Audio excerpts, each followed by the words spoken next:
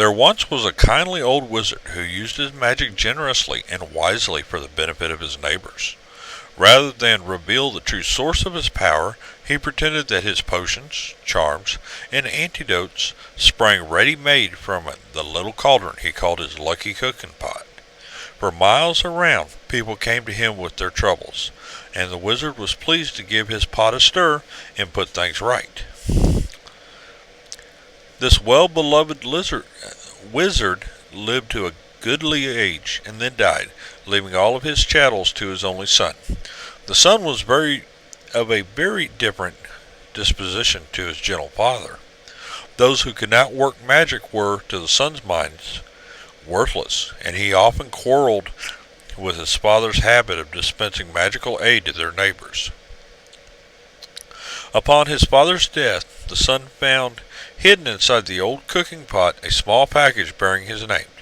He opened it, hoping for gold, but instead found a soft, thick slipper, much too small to wear and with no pair.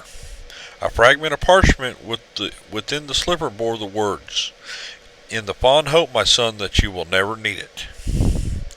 The son cursed his father's age-softened mind, and then threw the slipper back into the cauldron, resolving to use it henceforth as a rubbish pail. That very night, a peasant woman knocked on the front door. "My granddaughter is afflicted by a crop of warts, sir," she told him. "Your father used to mix a special poultice in that old cooking pot." "Begone!" cried the son. "What care I for your brat's warts?" Then he slammed the door in the old woman's face. And at once there came a loud clanging and banging from his kitchen.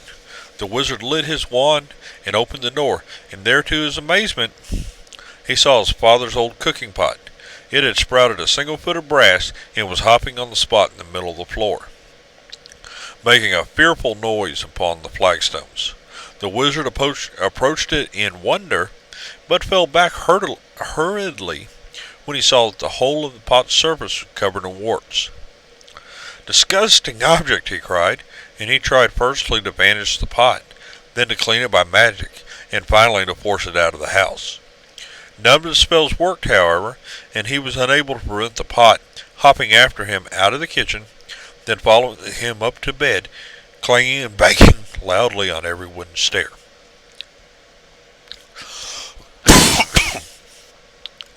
The wizard could not sleep all night for the banging of the warty old pot by his bedside, and the next morning the pot insisted upon hopping after him to the breakfast table. Clang, clang, clang went the brass-footed pot, and the wizard had not even started his porridge when there came another knock on the door.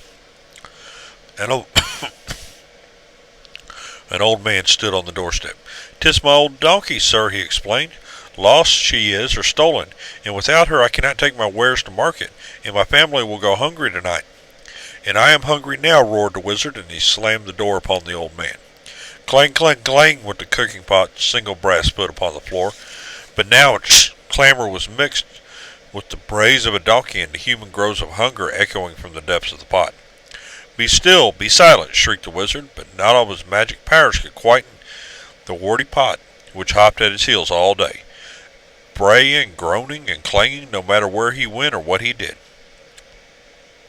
That evening there came a third knock upon the door, and there, on the threshold, stood a young woman, sobbing as though her heart would break. "My baby is grievously ill," she said. "Won't you please help us? Your father bade me come if troubled," but the wizard slammed the door on her. And now the tormenting pot filled to the brim with salt water, and slopped tears all over the floor as it hopped, and brayed, and groaned, and sprouted more warts. Though no more villagers came to seek help at the wizard's college for the rest of the week, the pot kept him informed of their many ills.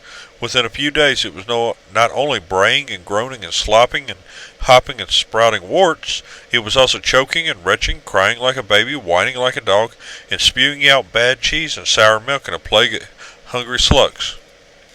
The wizard could not sleep nor eat with the pot beside him, but the pot refused to leave, and he could not silence it or force it to be still. But at last the wizard could bear it no more. "Bring me all your problems, all your troubles, all your woes," he screamed, fleeing into the night. with the pot hopping behind him along into the road. "Come, let me cure you, mend you, and comfort you. I have my father's cooking pot, and I shall make you well."